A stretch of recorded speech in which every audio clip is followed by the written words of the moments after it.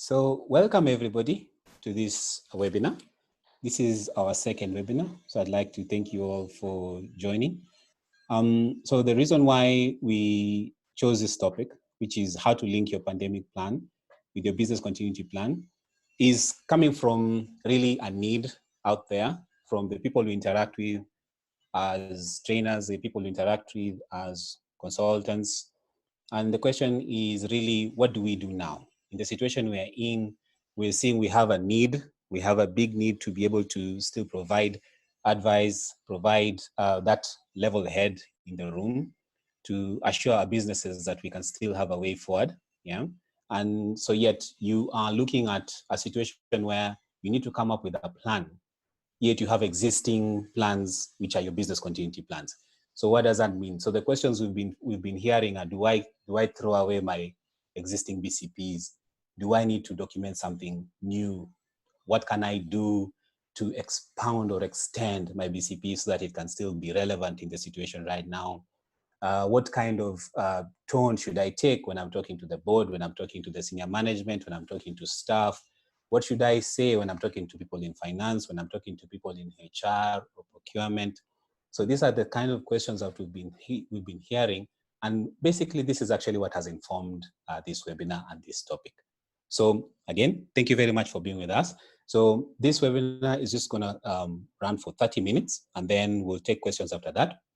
So it's highly interactive. So I'll just first of all introduce Sentinel a bit, and then we'll get to it. So just going into who we are. First of all, we are a risk management consultancy.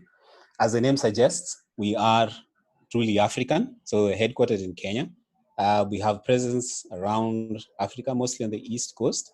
So we actually are pleased to have on the webinar quite a number of our partners from all over these countries in Africa. So we do a lot of consulting, a lot of training, and a lot of audit work around the areas of continuity, cybersecurity, enterprise risk, and IT service management. The co-founder and chief operating officer at Sentinel Africa. She is a trailblazer in all ways. She has been a practitioner and trainer in various industries in the region. She co-founded the Business Continuity Institute East Africa Forum, and she is actually the president of it. Then she is a speaker of renown. She has graced stages in KRA, ISPAC, ISACA, and various boards. She also is the only Kenyan lady trainer for the British Standards Institute. And she is a certified enterprise risk manager. She has a lot of accolades in terms of risk management and business continuity. So outside the office, Stella is a loving wife and mother, and she is known as a thought leader. She's also a mentor and a coach. And we are lucky to have Stella today. So Stella, I shall hand it over to you. So thank you, Musa, for that introduction, and welcome all participants to this webinar. I'm looking forward to learning with you and also engaging with you. So just as Musa has introduced, this webinar will cover the basic elements of your business continuity management system, and it will relate those basic elements to your pandemic plan. As well, it will give you 7 things that you should be focusing on as a business leader, as someone who wants to operate in this crisis period. So it will give you 7 things that you can focus on. So just to go right into it, a lot of people have said that we are in a war like no other. So we have had pandemics before, but this pandemic has flown far and wide. So from a small town in Wuhan, we have effects of over 184 countries.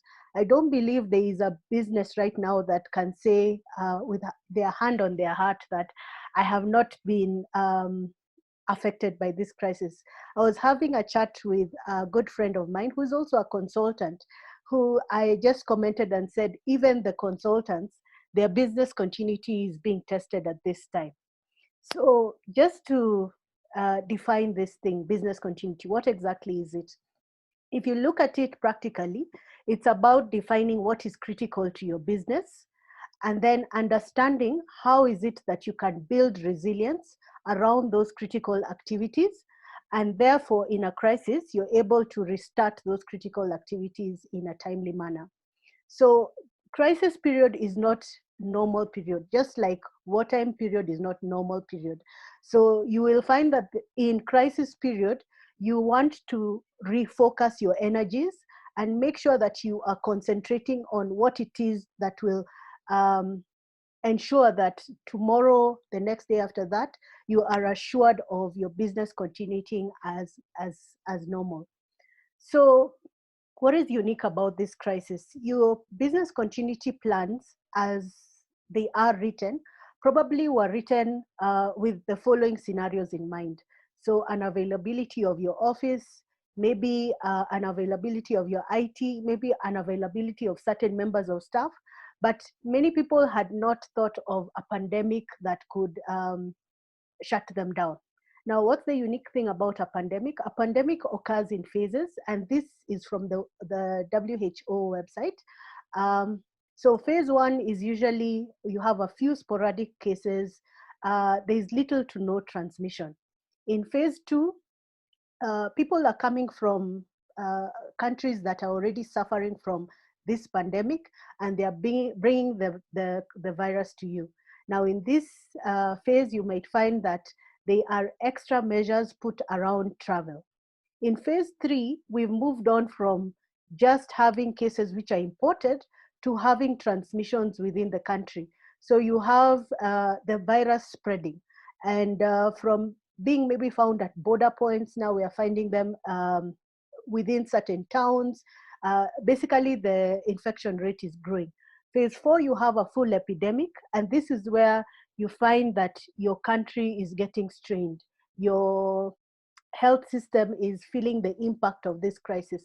In phase five, you probably have a number of people who have gotten resilience to this epidemic or pandemic. And because of that, they have built in their own resilience, and the number of cases are starting to fall at this rate. You may also find that people have perfected the cure, or they have perfected whatever interventions that need to be done from a medical perspective. And so you find people are getting well faster. And so at this point, the number of phases can easily be maintained. Now, the unique thing about a pandemic is because it's all encompassing, the government takes a very precise stance on it. And this precise stance will have effects on your business. So, for example, in Kenya, we've had the government instituting physical distancing and forced quarantine for people who don't follow certain regulations. There have been travel restrictions. People are required to use personal protective equipment. There's also been testing and tracing. And if we go into phase three and phase four, we'll see that our healthcare capacity will begin to surge. So what does it mean when the government institutes some measures to cater for pandemics? It means that internally in our own organizations, we may start to feel certain impacts, and those impacts they may affect our ability to actually produce the goods and services that we require or that our customers require. Now, this is where pandemic planning and business continuity interface. So when you go through your business continuity plan, you ask yourself 5 questions. The 5 questions you ask are, what is it that you do in your business and how do you do it? The second is, what is the impact if a certain activity were not carried out over time? This helps you to analyze and say, of the maybe 10 or 20 activities I carry out, if I'm able to carry out these 5, I am okay. Um, the third question is, what is the possible risks that may impact your ability to carry out these 5 very important activities? Now, those risks may be around cyber attacks. They may be around the pandemic that we are going through right now. They may be around government regulation. They may be around your certain customers or certain suppliers going down, basically. So you then need to analyze those risks and come up with mitigations. Now, your mitigations would form what you call your strategies and solutions. So your strategies and solutions are what you leverage to be able to build resilience to your most important activities. So you have five activities that you deem most important. And because these activities are most important to you, you will make sure that those activities are resilient. So those strategies and solutions could be making sure that you're able to relocate this activity. So if the activity can be done only in the office from your risk assessment, you make arrangements to make sure that the activity can be done from another site, which could be your alternate site, or from home. This may also involve maybe something like building resilience around your supply chain.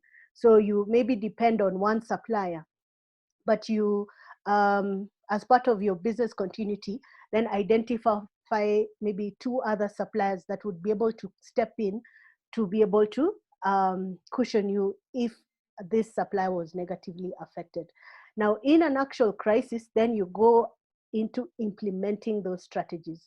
So if you had identified as part of your risk assessment that a possible risk is you need to be in the office and you had implemented a strategy to work remotely, in an actual crisis, you will go ahead and actually do that. That is, work from the remote site.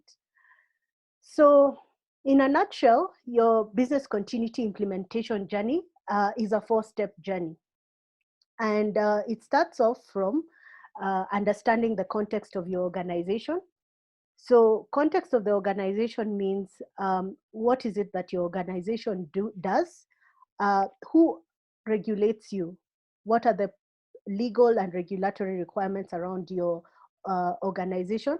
What are the peculiarities around your organization? So you might find that certain organizations have they are more better financed than others.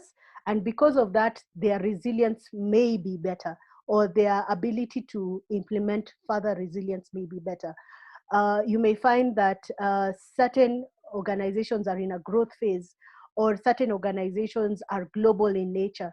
So they can be able to leverage a global group. So your context is actually about understanding what is it that your business does and how is it that your business does it. Your BCMS policy will set the governance framework for you to implement business continuity. So you will set out roles and responsibilities who will help you to implement the business continuity. And I will talk a bit about that when I talk about the crisis management team. Then you'll go ahead and do an impact analysis and a risk assessment. So as I said in the previous slide, your impact assessment will tell you what are the 4-5 things that you need to focus in a crisis. And your risk assessment will be able to tell you what risks do you face in you actually making sure those items are available. Then you go to the recovery planning phase. And in the recovery planning, you will document business continuity plans. Now, those plans can be divided into a certain number of sub-plans. So you may have your departmental business continuity plan, your IT disaster recovery plan, your crisis communication plan, your emergency management plan, as well as your pandemic plan. Now, these plans may be activated together or separately. So you will find, like, for example, in this crisis that we are facing, you may activate your pandemic plan, your crisis communication plan, your ITDR plan, as well as your departmental business continuity plans. And they may be sections of your plans you activate and sections of the plan that you do not. So again, this is another element of how your pandemic plan and your business continuity plan interrelate. Lastly, you need to basically monitor the whole process to make sure that you are getting there. So for the people who had tested some of their plans and had performed some testing, they may find that this period is a bit easier for them. So I know a number of institutions who financial institutions especially, who have been asked by their regulator to make sure that they have the ability to have a blue team and a red team. By that, they mean that these two teams should not be working in the same area, and that they should be separated at all times, so that if anyone from, let's say, the blue team were to get sick, the red team can easily step in and work on their behalf. If you had already done a succession plan as part of your business continuity, then you will find that implementing that is much easier. But if you hadn't, then this means that you really need to go back, find out what is critical to your business, find out who does it, find out where is it that these people sit, where do they work from, how can I separate them, and that kind of thing. So just going into that, we mentioned in the business continuity policy that you will have an infrastructure, or you will set up a governance model to implement your business continuity plan. Now, as part of this infrastructure, you may have what is called a crisis management team. Now, during a crisis, this is the team that takes the leadership and that implements your business continuity strategies to be able to recover from the crisis you're facing. So what is it that the CMT will be doing? The first thing is they will be alerted in case of an incident. Now, remember, this is a pandemic, and unlike a normal incident where you'll say, okay, we have had a fire, or we've had an IT failure, the triggers may occur over time. So the first trigger may be just that the government has instituted a requirement that all businesses social distance. So then you will activate your crisis management team, and they will discuss how does that affect you. The interventions as taken by the government may increase as the pandemic impact increases. So you may find that probably with time, the government may say, okay, we are going to shut down all businesses apart from essential businesses. All other businesses will be required to work from home. So again, your CMT would be looking at that situation and trying to find out what is the impact of that situation on my business. So when your CMT is activated, the first thing is they are alerted of an incident. They will assess the level of damage and assess, is this a crisis? Based on that, they will decide to invoke the CMT, and the CMT will then activate. So when the CMT activates, they should meet. So the CMT typically is a group of your senior management team. They may have co-opted some people from business. So you may find maybe your cybersecurity manager may be part of the CMT. Other legal experts may be part of the CMT. Your PR agency may be part of the CMT. They activate and they have a meeting. In that meeting, they will assess the risk. So as part of the risk assessment, they will look at what are the risks to our people, what are the risks to our customers, what are the risks as regards our suppliers, and they will decide what elements of their BCP need activation. Now, in the following slides, I will take you through some of the elements you need to consider, or some of the elements which I find that you would activate in this crisis. And the CMT as well will decide when do we want to review progress. So I remember as a company, we were helping a number of institutions to activate their CMT. So one of the things we did is just take them through the process of how to assess the risks, and then deciding what is it that we need to do in the first 1 hour, what is it that we need to do in the first 1 week, what is it that we need to do in the first 1 month. Making sure that you focus your CMT makes it easier, or makes it more able for you to have more precise actions, and makes it easier that your CMT meetings have more value. Now, once your CMT decide which actions need to be activated, then they will go ahead and activate those actions. and they will review progress to find out that the actions are actually working in terms of aiding on recovery.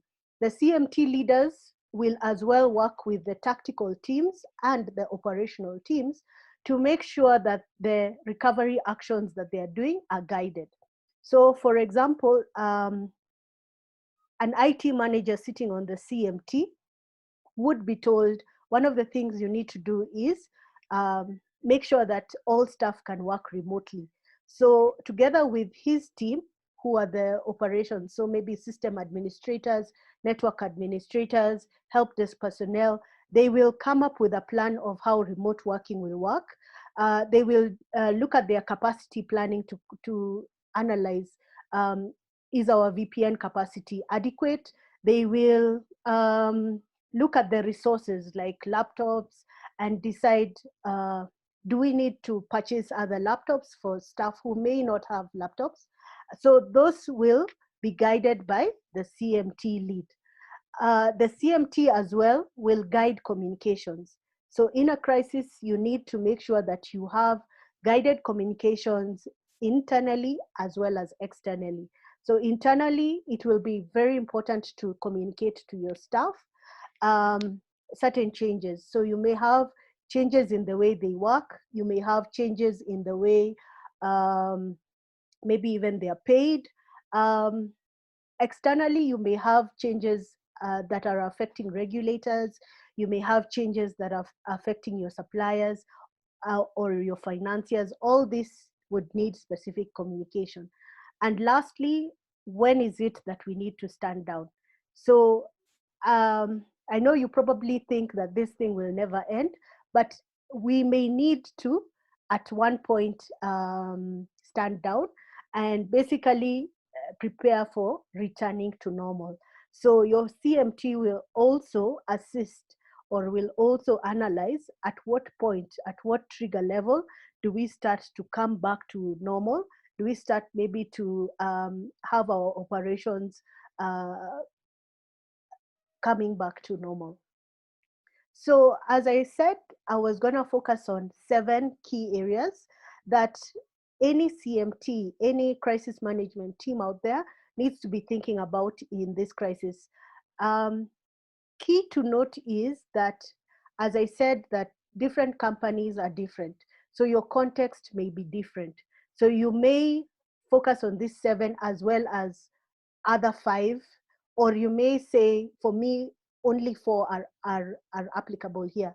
So take what is needed and relook at your own context and then adjust.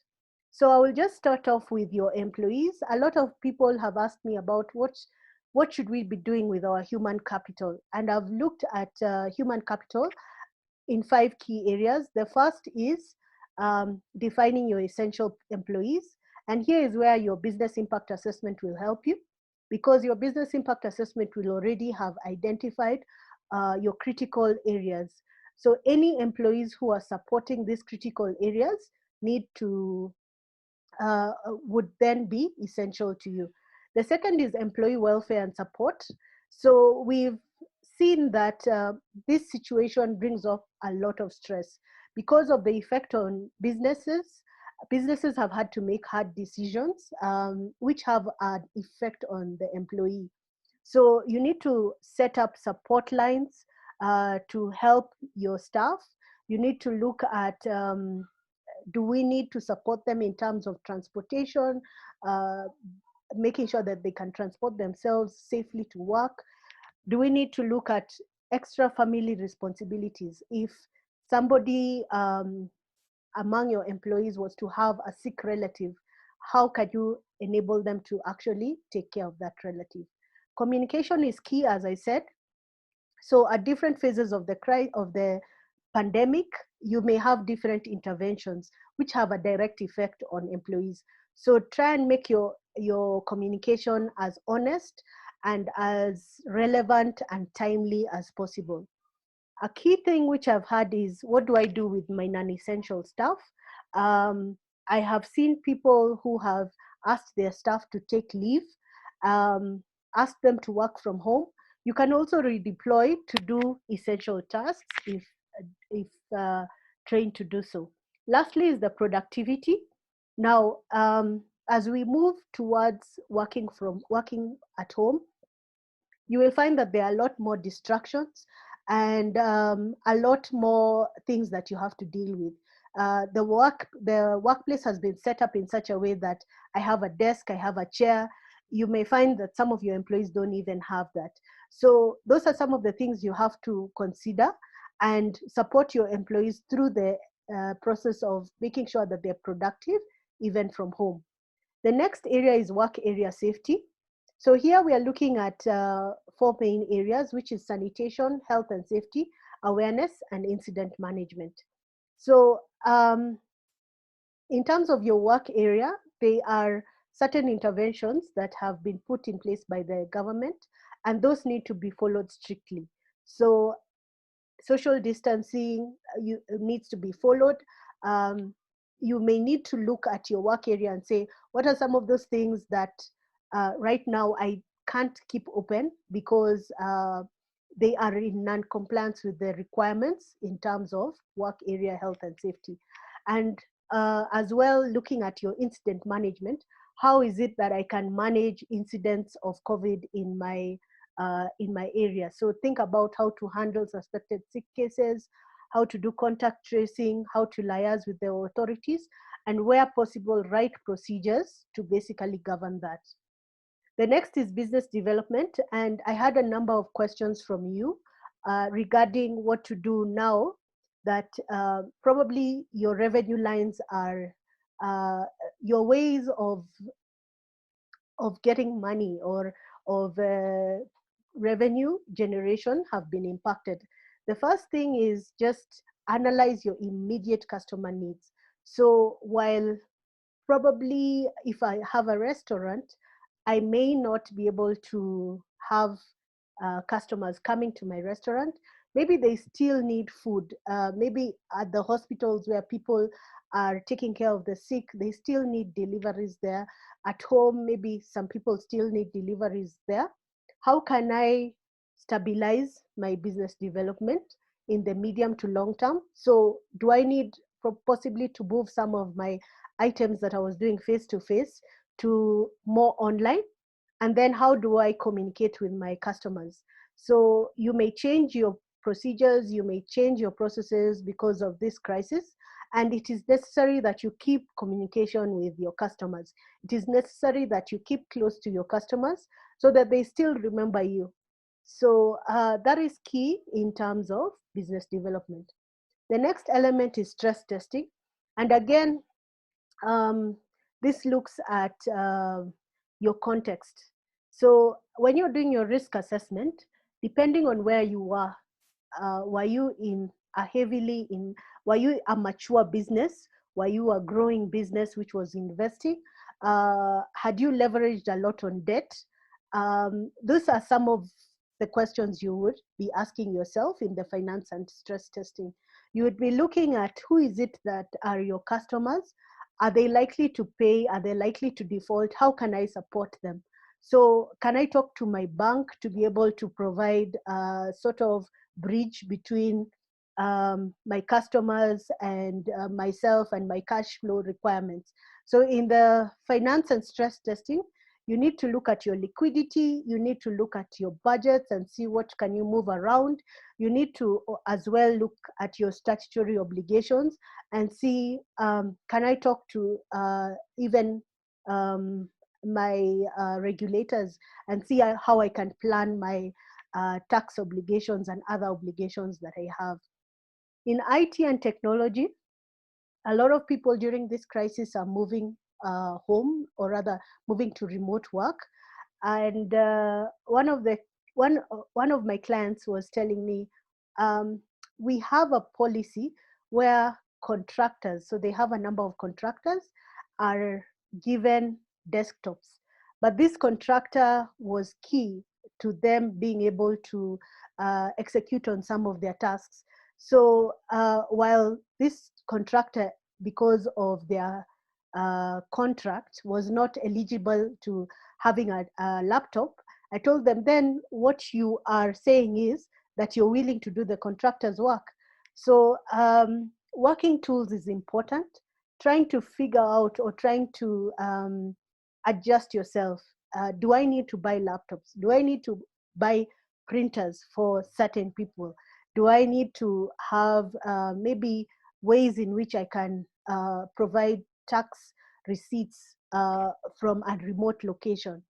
Cybersecurity is important, and during this period, we've seen an increased exposure towards cybersecurity risks. People are being targeted with phishing emails telling them, here's your VPN access, or this is the new CAPEX budget which has been approved. So making sure people are able to identify phishing attempts, making sure they are able to identify and to put in place the required enhancements to secure their location is key.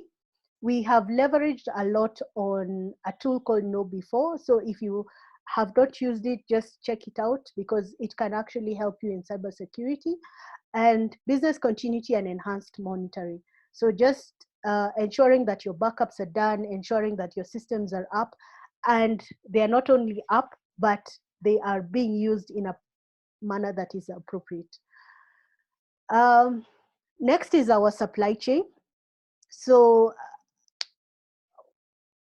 China has been a key hub for most of our construction, for most of our medicines, for a lot of things that we use as consumables in our business. So analyzing who or what can be the local alternatives. I've seen with great success that now we have institutions or industries which are making masks, which was quite good. And we've even seen institutions now making ventilators when traditionally we would import these things from international parties. So in your business, you need to find out what are the things that I depend on other countries for, or suppliers who may be a bit far from me right now. And then how much stock do I have currently? That will tell you how much time you have to adjust yourself. And then what can I do in the immediate term to stabilize? And then what can I do in the long term so that I then get resilience on this process? The last thing is looking at your legal and regulatory. So during this time, you'll be taking a lot of decisions as your crisis management team. Those decisions may affect your employment contracts. They may affect health and safety. They may affect your breach of contracts, data protections. They may be regulations which are specific to your industry. So make sure you have the required legal advice. Make sure you have a legal representative in the room who takes you through what you should be considering, as well as advises you on the best way to approach some of the items that you will be dealing with as a CMT.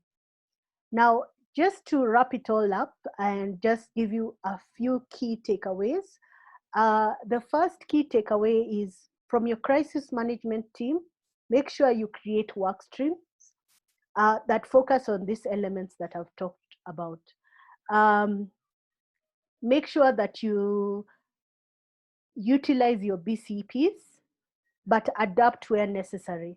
So you may find that your BCPs had not handled certain elements and had not maybe thought of, like in the case of a supply chain failure, had not thought of where your whole country will be locked down. So make sure you adapt those BCPs to the specific scenario. Communicate. This I cannot say enough. Communicate as much as possible. Make sure you communicate to your employees, to your partners, to your financiers, to your suppliers. Communicate even bad news, even the fact that I might not meet my obligation. What can we do to help each other? Test your assumptions. So as we go into a more, as the phases or the impacts keep growing, you will be called on to up your BCPs, if I may say so. So you need to test them before that time comes. Then lastly, don't forget about the return to normal. So in your return to normal, you still need to have employees who are engaged. You still need to have relationships with your suppliers. You still need to have customers. So make sure you discuss that and make sure you put in place procedures that aid you in the return to normal. Now, lastly, this is just something that I picked up from the net on what might return to normal look like. As I said, there are about 184 countries that are facing this crisis, and the phases of each country are different. So these are from Wuhan, China, which have gone through probably phase one up until phase four, where they've now opened up and they are managing their cases. They are doing contact tracing, and this is what schooling now looks like.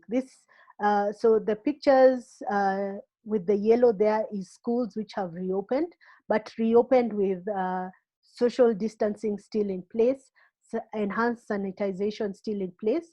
And the picture on the left is a factory, the Hong Kong Honda factory, where customers, or rather where employees are taking their break.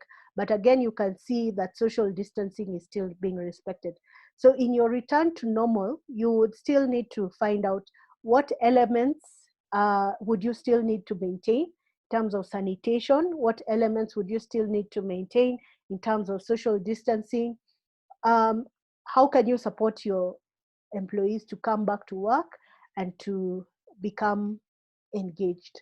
So with that, I will hand over back to Musa just to take us through the question and answer session. So that was a very, very nice presentation, very nice session. So it leaves us, with the key things which we need to think about, as Alas talked about, the 7 principles. So talking about your employees, so what are you doing about your employees at this point? Then talking about the work areas. So those of us who are still going to work, those of us who are still being asked to go to work, are you maintaining health and safety? Are you maintaining social distancing even during work, sanitization and things like those? Then also looking at the other work stream, which is around your customers, so your revenue stream. So how are we still engaging with our customer? How are we still looking at the market? How are we still trying to be out there to make sure that we are making something, Then the other work stream, which was talking about financial stress testing. So how well are we looking at our account book? Yeah, how well are we putting on those stress tests to actually see what does it look like in 2 months? What does it look like in 4 months? What does it look like in 6 months? If this was to continue for the rest of the year, what does it look like? So how well are we doing that? Then, of course, the area of technology, what Stella talked about. Right now, we have all these requirements to work remotely. So people are asking, can I really open up my network? Yeah. Do I really have the safety nets? And those who already have the network open are wondering, do we now have more, hacker activity? Yeah, how can I monitor? How can I tell? Yeah, so there's all this uncertainty around your technology. Yet, what is being asked of you right now is to enable people to connect remotely. So that becomes a very key area which you need to look at. Then, of course, you cannot forget your supply chain. So you have to remember how resilient are they? What are the efforts they're taking to make sure that they are also fighting this thing? So you need to worry about your procurement. Is it still there? Do you still need to procure some things within this area? The people who are still working, of course, you have to make sure you're sanitizing. You have to make sure you have the masks. You're facilitating your employees to work. So there's some things that you're still needing to, get and procure. And then lastly, of course, is the legal and regulatory work stream, which, of course, has to take care of all your compliance issues. So you're talking about KRA for those in Kenya. Those who are outside Kenya, you're talking about your revenue, authority within your country. You're talking about any contracts which you have, what are your obligations to your landlords, what are your obligations to indeed your contracted employees. So those are the areas that you're looking at, and we've just basically, as Stella has mentioned, they're just 7, and so they're very important, and you're looking at them even in this time as you're trying to see how you can be better. Yeah. So with that, it is time now to take questions from the team. Okay, my question, I had typed that down there, and I first want to appreciate Madam Stella for that presentation. It was wonderful. So my question was, now that the management consultants have really been affected, they cannot be able to conduct the trainings as they used to. What are the emerging business opportunities that have been brought about by this outbreak of COVID-19? Thank you. So Kennedy, thank you so much for your question. So as you have rightly said, as management consultants, you probably, or rather your job mostly involves around going to organizations, talking to them, and from there you'll probably be able to implement new ways of working depending on what they require. Now, with this requirement to social distance, there is need for consultants to move their engagements with their clients online. And so just the same way I'm talking to you right now is the same way you would be probably talking to your client. So as opposed to maybe having a face-to-face meeting with your client, then you can always move your engagements onto online. uh, a certain person was asking me about this thing and was saying, no, but there will be resistance. Yes, there will be resistance for day 1, day 2, but you keep trying. Basically, it's a change. Guys always resist change. And many of the things that people say, this can't work, it is a refusal to adopt to change. But what this crisis is showing us is some things are possible. For a long time, I would tell people that you need to plan for remote working, especially people in government. And the response was, for government to work, we have to be at work. But what we've seen, even with our law courts, is that right now they are embracing Zoom to be able to listen to people's cases. So it is possible actually to move your operations online. It just requires a different mindset. Hello. My question is to Stella. You mentioned about before training and how it can be implemented, that you've already implemented it. Would you kindly expound more about it? All right. So for Know Before is a tool that you can use for online awareness. It basically has different awareness, interactive awareness material that your learners, whether remote, can log into. And based on that, you can do what are called teach and test. So in a teach and test, I basically tell you what is it that you should be wary of.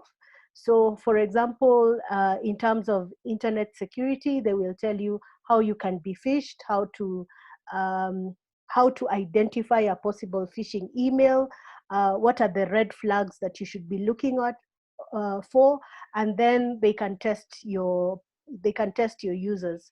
It enables you to know who may be struggling, and maybe to refocus them or to assist them better to be able to understand the different elements of cybersecurity. It also has a lot of content. So just the other day, I was doing a session on remote working.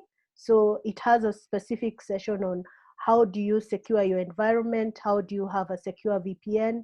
What are some of the things you should be looking at when it comes to remote working? So it then gives your learners a very easy way in which they can get aware of different cybersecurity best practices that can help them better secure their environment. Thank you, Musa, and thank you, Stella, for the nice presentation.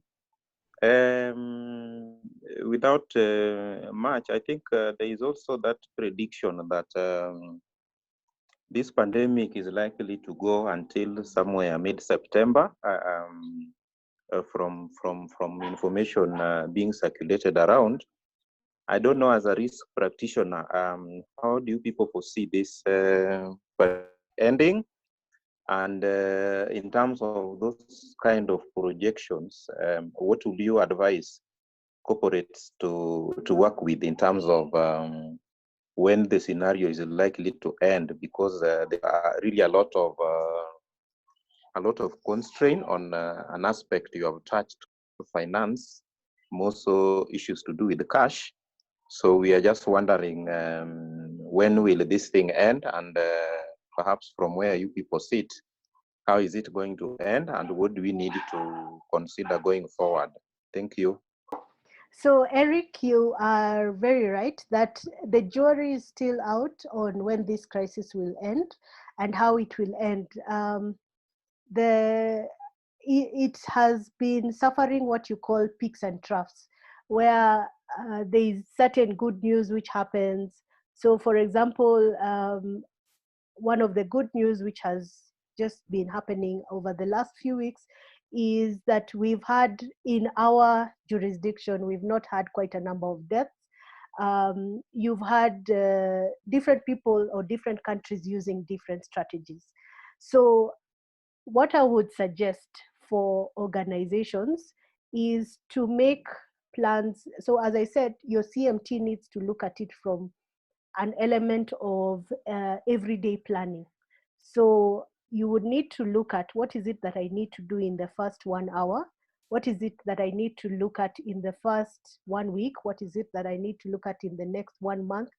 Up till maybe 3 months, how is it that my finances are structured? Now, there are different things that I've seen people doing. So one of the things I've seen guys doing is basically looking at their obligations and seeing how many of them do I need to pay now? How many of them maybe can I delay? Can I be able to get someone who can cushion me in the interim on some of the obligations which I have? So can I go to a financier and get financing to be able to cushion me with the obligations that I have? Would my staff need to probably take maybe not a pay cut, but some sort of a delayed cash flow? So I reduce my expenditure on certain things with the notice that when things get better, then I can basically then correct some of the things I did during the crisis mode. So my expectation is, as we go through this pandemic, there will be different peaks and troughs. The strategies you take as an organization will be particular to you based on your particular circumstance. And you will need to adjust your BCPs almost on, I've seen most guys are meeting on a weekly basis to analyze their cash position. So I had one of my clients who said, initially when the crisis started, we thought that we would be able to manage our staff salaries for 8 months. But after we did a bit of adjustments, we saw that that figure has gone down to 6 months. So because of the nature of the crisis, things will change, and you will just need to monitor. And as it goes ahead, you will see that even the government will put in place certain things to cushion business. So you've seen that they have done a few interventions to give businesses cash flow. So in terms of reducing the taxes, in terms of CBK reducing the requirements on banks, those have been done to be able to increase the cash flow. So it will be a constant balancing. I cannot give you, let me say, I wish I had a crystal ball that would tell me what is going to happen in the next 8 months. But no, I don't have that. So what I would suggest for you is to keep monitoring the situation, keep monitoring your cash flows, and see what is it that you need to prioritize, what is it that you can delay, how is it that you can communicate with those guys who you owe money, just basically balance it out.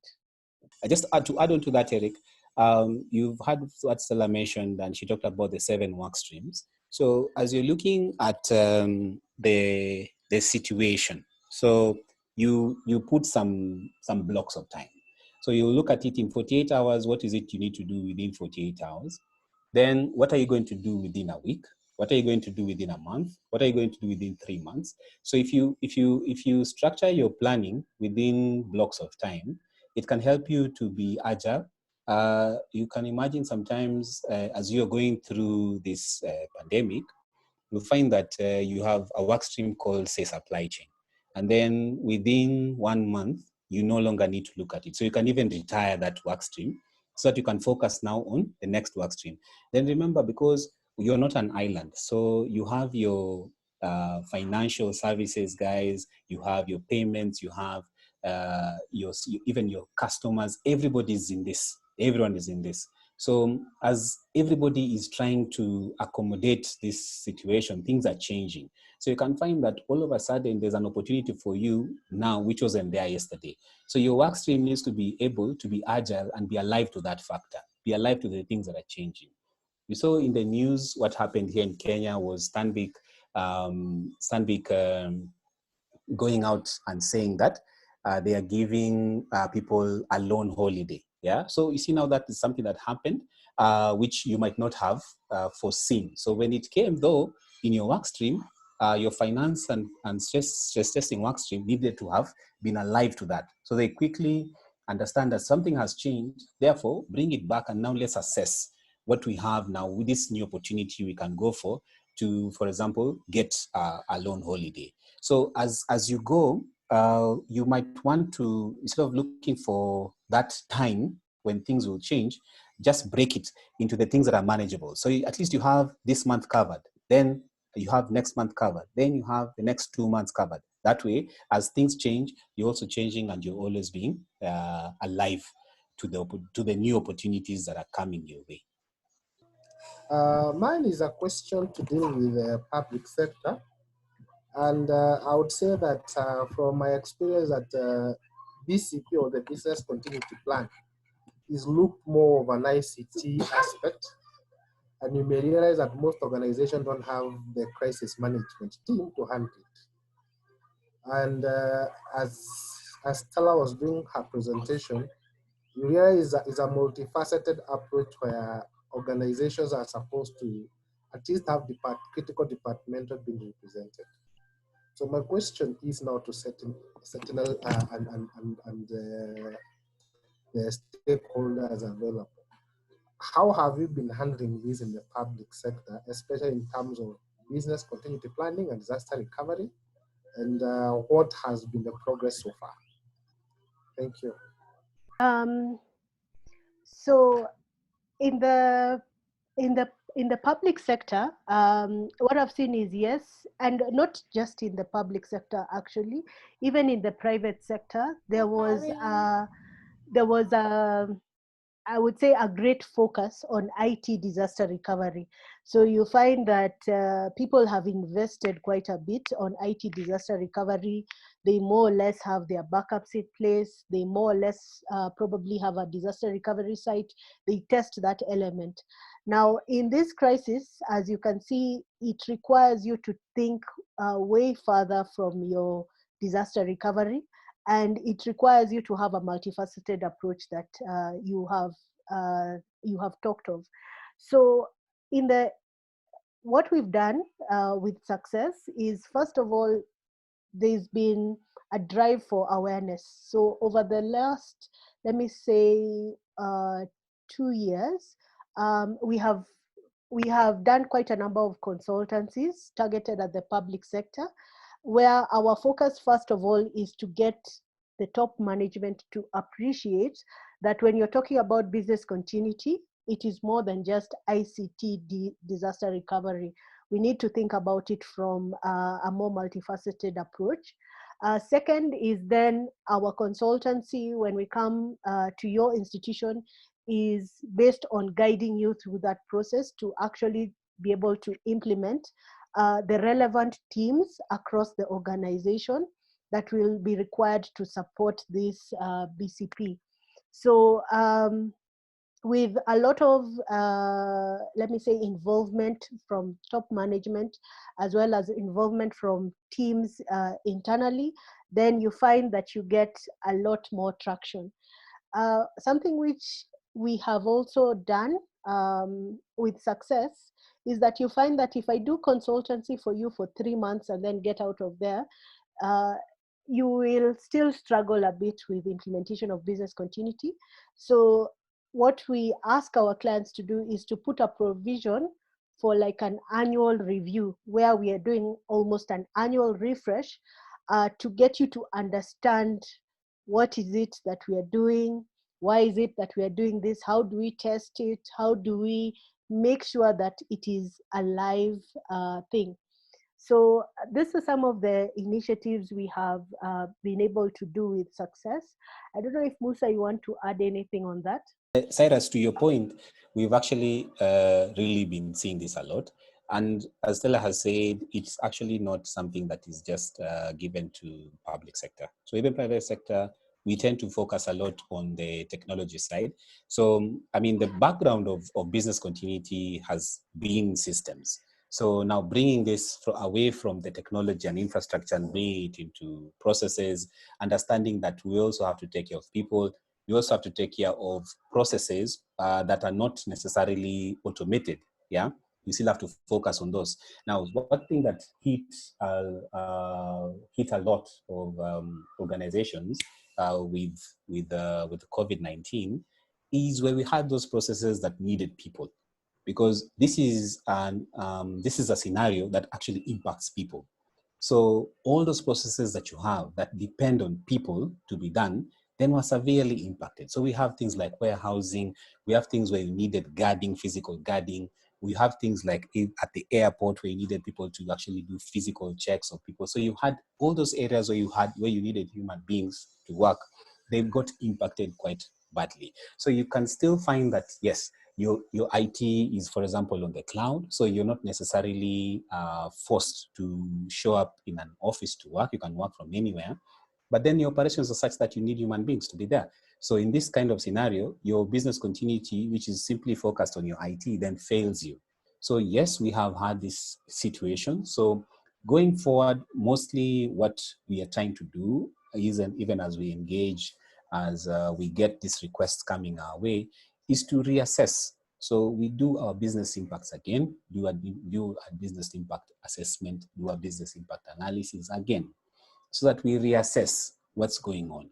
We reassess what is the actual impact of my process being unavailable. So yes, my IT is there.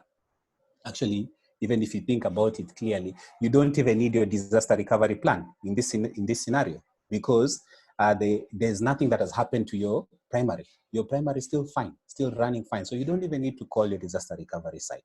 So the issue is far from the infrastructure side. So we need to do, again, a business impact analysis to try and understand what is the actual impact now of my process that has been affected, and how then can I put in measures that can now actually come in and help this. So mostly right now, what's happening is it's a refocus, basically sharpening your business continuity plans by just doing the assessment again, so that you now understand the actual impact that the business of the organization is facing. Musa, I have one here, a question from John. Maybe you can take it. During this period of pandemic and people working from home, please expound on cybersecurity threats management, data protection as part of the business continuity. Actually, good. So there is that from John. There's also Peter. You also have a question regarding technology, quite a bit on cybersecurity. So yes, so let me tackle the issues around cybersecurity. So basically what John has asked, I think I've shared that to everybody, is around what is the new scenario right now? What's the new normal with cybersecurity and data protection? So the thing is this, we are looking at the situation we're in now, and we are saying, if you were to assess the technology work stream, you know, the reality is that people have to work remotely. So for those organizations where they have not been able to allow this in the past, they are being forced now to quickly make this happen. Okay, what does that mean? You have to institute a change. So you're instituting a change on your infrastructure to allow people to access the systems. Now, how is this change being done? How is the assessment being done? Okay, because now it's all about functionality, connectivity. What about the security side of it? Okay, is that also being done? So it is important, even as we are doing this, as we're opening up our network, it should not be knee-jerk. Okay, we should do it in such a way that we can actually assess first and be able to simply give people access to that which they need. So if it's possible in your organization to, for example, allow access to maybe your supply chain software, if you're able to allow access to that and people really need that access from home, then that can be allowed. If people need access to the HR management system from home, that can be allowed. Rather than saying that remote access means allowing everything that somebody will be able to access if they were within the office. So that assessment needs to be done so that we are very clear about what we are opening, rather than opening everything or closing everything. Now, there's the flip side again. The coin has another side, and this is the side. You cannot continue to work if you do not have that remote access. So we are saying you have to open it. So again, I'm not advocating that you don't open. No, you need to open, but you need to open in a safe manner. So that is what also goes into your business impact assessment, goes into your cybersecurity assessment. So what you need to do is do a very good assessment to understand your organization, your network, your systems, what are the vulnerabilities inherent in your system, in the way you run, and then get a good advisor to let you know exactly how you can open up your network so that only the systems that are necessary for work to continue are being made available. Yeah, so that is what I would advise in as far as cybersecurity angle is concerned. Okay, so Peter asked, I wish to inquire the safe mode for video conferencing with inbuilt controls to counter cybersecurity. So this is in line with the current direction by government to undertake board business online. So Peter, what I'd say about this is you have several options to you, yeah, when it comes to video conferencing. Most public sector organizations that we have interacted with usually come with a Microsoft license. So Microsoft already gives you the ability to use Teams, okay? So that already, if you talk to your IT people, if that is already licensed to you, then that would be an easy one to use, especially if you're interacting with internal staff. So that means then you don't need to interact a lot with people who are outside the organization. So you can go for Microsoft Teams. The other thing you need to be aware of is most of these organizations, such as Microsoft, are actually giving people free access, free licenses in this period. So they've given you access to Teams for free, even if you had not licensed it, for up to 6 months. So that is what is going on now. So you can take advantage of this. Let your IT people be aware of this. If you don't already have it licensed, then you can actually get this, because it's an opportunity that Microsoft is offering its customers who are already on Office 365. Now, coming to other solutions. So let's talk about them. The most famous right now is Zoom. So Zoom has been having some challenges in terms of security.